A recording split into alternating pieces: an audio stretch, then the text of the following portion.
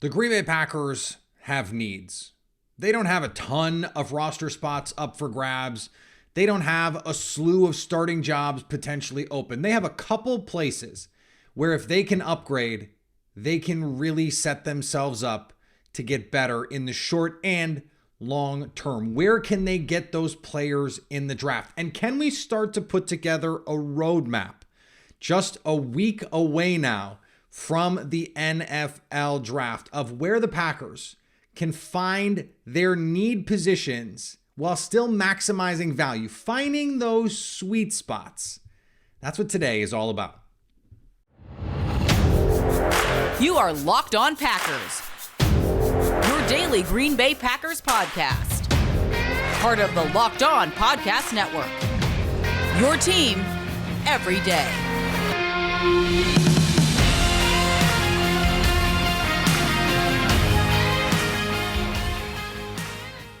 You are Locked On Packers, part of the Locked On Podcast Network, your team every day. I'm Peter Bukowski, and I cover the Packers for The Leap, a newsletter I would love for you to subscribe to. Follow me on Twitter, Peter_Bukowski. Follow the podcast on Twitter, Locked On Packers. Like us on Facebook.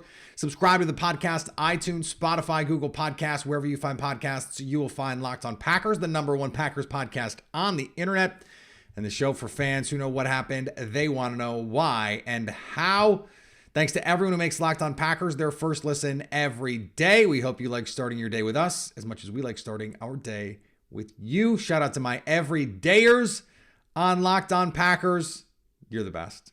Thank you so much. On today's show, I want to talk about the needs for Green Bay and how those needs fit with the shape of the draft. This is something we talk about a lot. This is something that I've written about a lot. Trying to put together a game plan. Where are your needs congruent with the shape of the draft?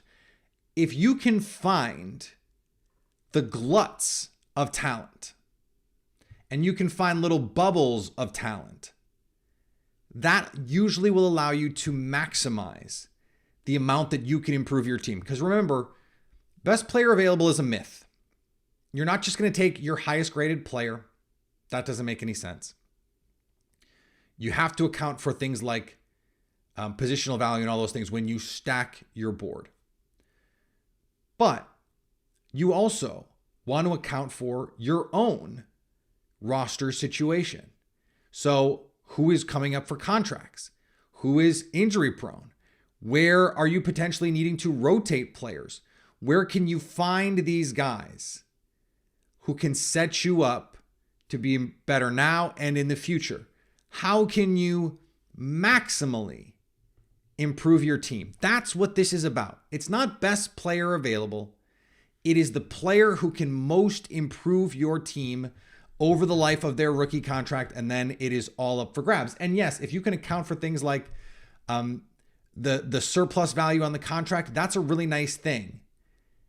Here's the thing. By doing it the way that I'm trying to frame it, you include positional value, because even if you have a starting guard position, let's say, your third corner is probably more important. Your third safety, if you're going to play a lot of nickel and dime, might be more important. Your third pass rusher might be more important. Your third receiver, certainly more important. So all of those things from a value standpoint, it is about how they impact your team. So let's look at where the Packers have some holes. And let's start at tight end. Given who they've been looking at, it seems clear to me that the Packers are very interested in a first-round tight end. I will continue to beat that drum. But they have options in round 2. There are a lot of really good players who are going to be there 42, 43, 44, 45. Guys like Darnell Washington, guys like Sam Laporta, guys like Luke Musgrave. And then on day 3, there are a handful of guys on day 3 who also make some sense. Third round, somewhere else. So how does that affect the way that you want to go about this? Here is how I think the Packers will approach the safety position, or excuse me, the tight end position. We'll get to safety in a second. Last year, they needed receiver help, right? Desperately needed receiver help. Beginning, middle, late. I said this all spring. The Packers were going to take at least 2, if not 3, and it was going to look a lot like 2014, beginning, middle, late. 2nd round, 4th round, 7th round. I think in the case of the Packers this year, it could be like 1st round, 4th round, 5th round. So someone like, for example, Michael Mayer at 15 or Dalton Kincaid at 15, fine. And then someone like Zach Kuntz from Old Dominion at 116, 4th round pick. That is right where he is on the consensus board, not the athletic consensus board, because they only go to 100. I went to one of the other websites that track boards from around the internet. 4th round, right where the Packers pick, Zach Kuntz, a crazy S-tier athlete in the 4th round. Just figure it out. Worst case scenario, you have a special teams player. And then maybe in the 5th round, Josh Wiley from Cincinnati at 149. That still gives you, you're getting 2 guys who can play special teams and 1 guy who can be the fulcrum, or at least one of the fulcrums of your passing game. I think there's a lot of wisdom in framing it that way. Now, I could also see, just take 15 and say, okay, not 15. If it were me, I'd be going at 42 or 45. I'm going to take one of those guys, Laporta, Washington, Musgrave. I'd prefer Laporta, Washington. For me, those are the 2 guys that I'd be looking for. Or from 15, I'm trading down if I can, adding a day 2 pick if I can, and still taking Mayer or Kincaid if I can't get Jackson Smith-Njigba. Let's talk about the receivers. There really are, I think, going to be 3 places where the Packers are going to find value. Because remember, we talked about this yesterday. 3 players who fit the Packers profile. Really 3.5. Jonathan Mingo. And I think the Packers are going to love a player like Jonathan Mingo, who is getting late hype, not on the top 100 board for the athletic consensus, but Peter Schrager just put him in the 1st round of his mock. I think the Packers are going to have to take him in the 40s if they're going to want to get him. Not where I would love him. So you have your option of Jackson Smith-Njigba in the 1st. You have Jalen Hyatt or Jonathan Mingo in the 2nd. I think that's where you're going to have to get them. And then A.T. Perry or Rashee Rice on day 2. Rashee Rice is 73 on the consensus board, A.T. Perry 91. So either way, you're talking about your 3rd round pick. You could take someone at 78, someone else, and then move back up from the 4th round if you wanted to grab A.T. Perry. But for your pass catchers, this fits, because you could take Michael Mayer in the 1st, and then you can go receiver in the 2nd, Jalen Hyatt, bang. Or, as we talked about yesterday, you could go tight end in the 1st, or you could go tight end in the 2nd, and get your receiver on the 3rd. You have some flexibility there. At these other positions, you don't have the same level of flexibility. And there in the case of the 2 other need positions to me for the Packers that we're going to talk about, there are clear positions, clear bubbles where I think the Packers can find some value. So we're going to talk about them in just a second. Before we do, something exciting is coming to Built Bar on April 22nd. I don't have all the details yet, but the excitement is real. Certainly for me, whenever Built has got something cooking, I am excited. If you know how Built works, they have the most incredible protein bars in the world. They do amazing flavor drops with unreal flavors in limited quantity. So mark your calendars and head to Built.com on Saturday, April 22nd to be one of the first to discover what the hype is all about. You are not going to want to miss this. I can't wait to see what the new flavor is. I have a feeling I know what it is, but I'm not sure. I'm not certain. So make sure to use the promo code LOCKEDON15 and you'll get 15% off your order. And thanks for making Locked On Packers your first listen every day. We hope you like starting your day with us as much as we like starting our day with you. So safety. This is another position that the Packers need reinforcements at. I just finished this safety class. It is a class where I think there are 3 players that I really like, that I think fit what the Packers are looking for. Jordan Battle, Sidney Brown, and Jartavius Quan Martin. They just had Quan in on a top 30.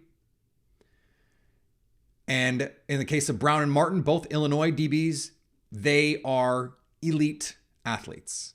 9+ relative athletic scores. I think all 3 of those guys are top 70 type players. Like I would, in the 40s, I don't love that. But if any of these 3 guys are sitting there at 78, Jordan Battle is 71 on the consensus board right now, right in range for the Packers. Sidney Brown is 75, right in range, and Quan Martin is 88. Right, I think Quan is the best of that group. I think he's the best safety in this draft. He is what people are telling me Brian Branch was as a nickel corner safety hybrid player, except he's actually an elite athlete, and Brian Branch is an average athlete. I really like someone like Quan Martin. So you have that 3rd round sweet spot. That is where the cluster is. Because if you go to day 3, you're just not going to get the same quality of player. They don't really have a chance to start for you. Getting a guy like Jordan Battle or Sidney Brown or Quan, you have an opportunity to get a bona fide starter for you. That's really valuable. Like if you can get out of the top 100 with a tight end, a receiver, a pass rusher, and a safety, Packers, it seems like they're going to have 4 picks. That's awesome. That tight end is going to start. That receiver is going to have a chance to start. That safety is going to have a chance to start. And that pass rusher, they could have a chance to start. I think Kingsley Enagbare is going to have a leg up on whoever that is, but they're certainly going to have to play early. Are they a starter by the end of the year if Rashawn Gary is healthy? Probably not, unless they are just awesome and outplay Preston Smith. But having that 3rd pass rusher is really, really, really valuable. So now you have the safety, who, depending on how things go, at the very least can be your safety 3. I really like this group. And notice how this stuff is fitting together. I just told you where I think that the clusters of talent are. Tight end in the 1st, and then in that sort of early day 3, middle rounds, 4, 5. Okay. Get that receiver at 42. Get that pass rusher at 45. And get that safety at 78. You're so good. And just to give you an idea of some of these early 2nd, late 1st pass rushers. Okay. On the consensus board, Will McDonald, 32. Felix Anudike-Uzomah, 41. Right where the Packers might pick. Tommy Adebayo, 44. BJ Ojulari, 45. Keon White, 48. Isaiah Foskey, 52. Right where Derek Hall, 61. Right where the Packers have an opportunity to have 2 selections. They are coming out of that group with one of these pass rushers. And then on day 3, you have multiple 5th round picks, 170 and 149. You have 10 draft picks to just throw bodies at some of these problems. Get into the 200s and take some gambles on some of these other players. And then I think we have to look at running back. We have to look at running back. And the Packers have had success. The Packers have had success with these day 3 running backs. Aaron Jones, Jamal Williams, UDFA, Ryan Grant. You can, especially in this offense, you can find those kinds of players. And they're going to have plenty of opportunities to do it. Sean Tucker at 131 could be sitting there at the end of the 4th round, top of the 5th round. End of the 5th round, Evan Hull from Northwestern. Keaton Mitchell, 164, right in the range where the Packers are picking. There is a lot of overlap in the way that the Packers are looking at this. And by the way, at 185, I did this in a draft the other day where it's like all the guys that the Packers want to pick could potentially be there when they select, given that their top 30 visits, all these, if they really have interest in all of them, and we don't know if they do. There's a ton of overlap in the way that the board shakes out for the positions that they are looking at. And I think that is really lucky, I guess, for the Packers, because it wouldn't have to be that way. You could be in a position where you're going, I don't know what we're going to do. I don't know what we're going to do. We can't seem to catch a break with the way that these drafts are shaped. But in this case, it is shaped really, really well for the Packers. Now, the question is going to be, do they take full advantage? And I think for Packers fans, I understand the hesitation. I understand not wanting to get your hopes up. There is this long-running narrative of, oh, well, whenever Packers Twitter gets really behind a player, they never are the pick. That's not true. That's not true. Everyone wanted Josh Jackson. It just turned out he wasn't very good at football.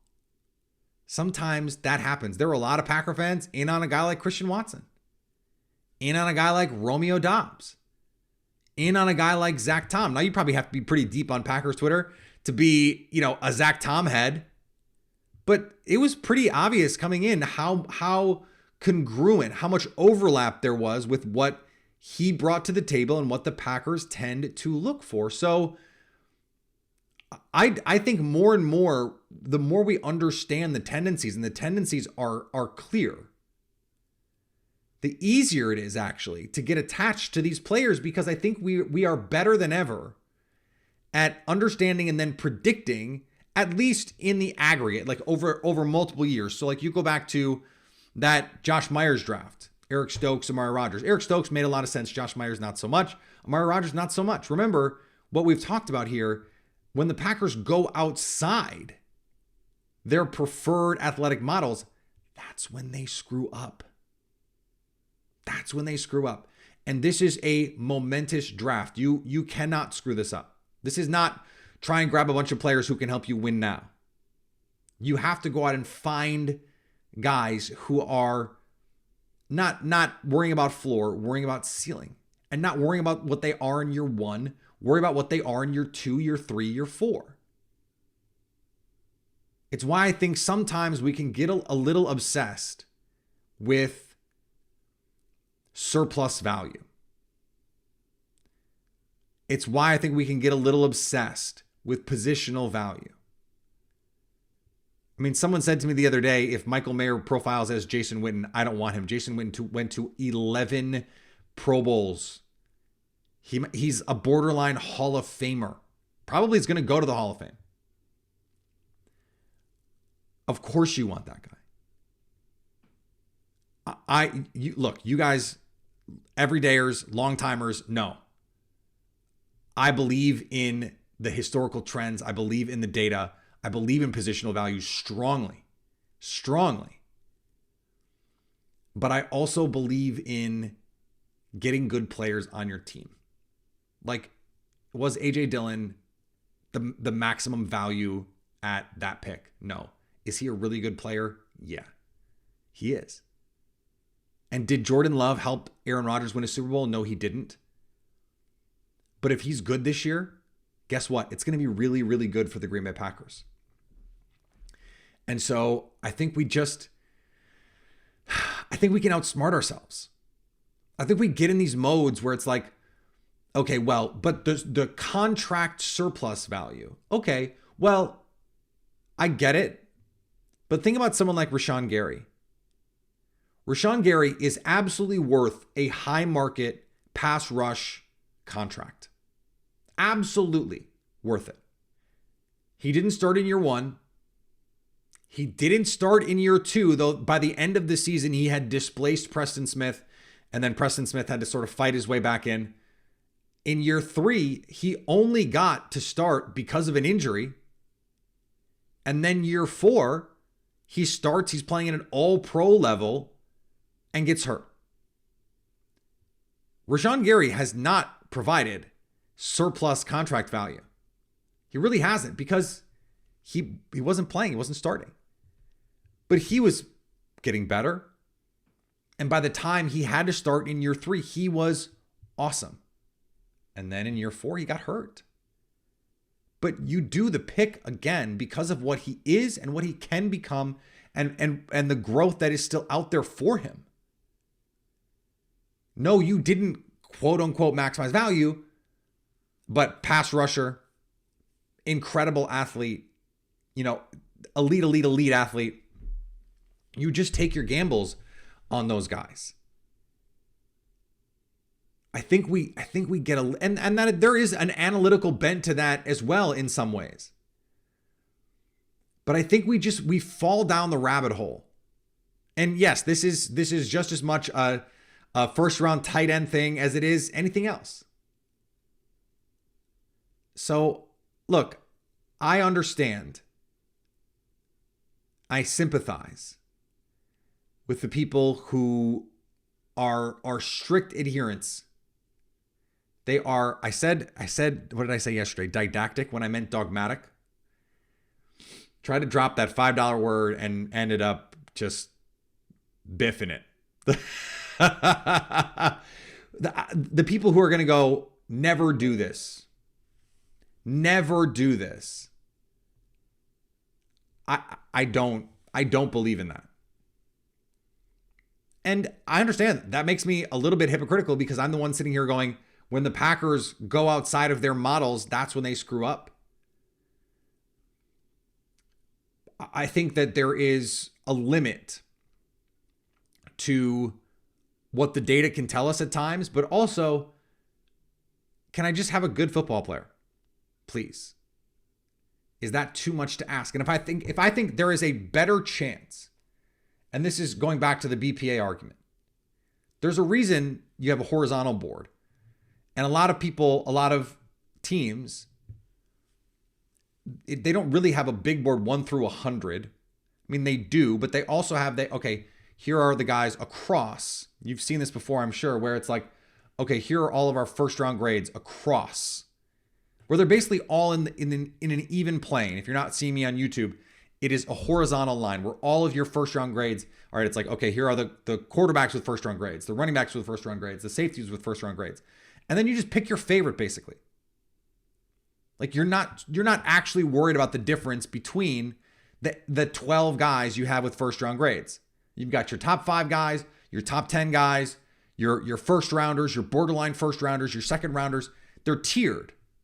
And I actually think this is the correct way. And there's actually data in the NBA especially that tiering these players is the way to do it. You pick your favorite, or you pick the guy at a position where they are going to most impact your team. I will say it again. The idea is to pick the player who will maximally impact your team. So, yeah, pass rushers are more valuable. Cover players, corners, more valuable. Pass catchers, more valuable. And pass throwers, the most valuable. Pass protectors, really valuable. Run defenders, not as much. Run blockers, not as much. Guys who kick, guys who punt, guys who hold, not as much. Even if they have really good grades. It is not just about blindly seeking, I'm putting value in scare quotes. Oh, let me just take an edge rusher because it's an edge rusher. No, if I have a first round grade on a player who's not a premium position player, and I have a second round grade on a pass rusher or a corner or a receiver, I'm going to take the other player. Because there is this point in which, an inflection point where my certainty in that player is greater relative to their potential outcome, even if their floor is about the same, but their ceiling is not as high in terms of value. If my certainty in them achieving that ceiling is higher, then that is more valuable to me. Now, there are limitations to this, right? Fullbacks don't care. And that's always the thing. Well, why don't you just take a punter? No one is making that case. Keep beating that straw man. No one is making the case for punters. Please go away. No one needs to hear that. What we're talking about is linebackers, defensive tackles, running backs, interior offensive linemen. How much more value does a positional player like a corner or a defensive end have than those guys? And the answer is not, well, you always take the other guy. No. The grade matters. The difference in prospect quality matters because the difference in prospect quality is essentially another way of saying, I am more sure on this player being good than I am on this other player. And there is a value in that certainty. It's not a quantifiable value, but we do kind of quantify because we put numbers on it. So that difference is worth something. Now, that's why it is so important that role on the team is taken into account. And it is the only plausible case for someone like Quay Walker at 22, an off-ball linebacker, because the reason you do that is because you think, not only do you think Quay Walker can be elite, the only reason you make that pick is because you think Quay Walker can be a top 10 kind of player. It's why I think the Packers can and will take a tight end in the first round, because if you see one of these guys as being an elite guy, someone who is capable of being one of the 5 best players of the position, to me, that's Dalton Kincaid. For the Packers, maybe it's Michael Mayer. But if the Packers took Dalton Kincaid at 15, I'm fine with it, because I think he can be like one of the 3 best tight ends in football. I think that guy is baby Kelsey. He's unbelievable. I love him. The reason you take Quay Walker is because you think he fundamentally changes the way that you play defense. This is something that I've been talking about for a year. And even if I don't like the positional value, and I didn't like the player either in terms of prospect quality, but if you think he can change fundamentally the way you play defense, there's so much value in that. There's so much value in that. And it's the same on offense. If you think a guy who can come in, and this is going to be the case for Michael Mayer too. If you think you can come in and run 11 personnel and you can call anything in the playbook, you can be just as good running the ball as you are throwing it. You're not going to really be, but if you can feel just as confident running the ball as throwing it, and vice versa, then that player has a lot of value, because that was not true before. You either had your 6th offensive lineman in Mercedes Lewis, who could occasionally run routes and make plays, or you had Big Bob Tunyon, who could run routes and make some plays, but was not going to block, was not going to give you anything in the run game. A guy who you can just put out there and he can play 85% of snaps.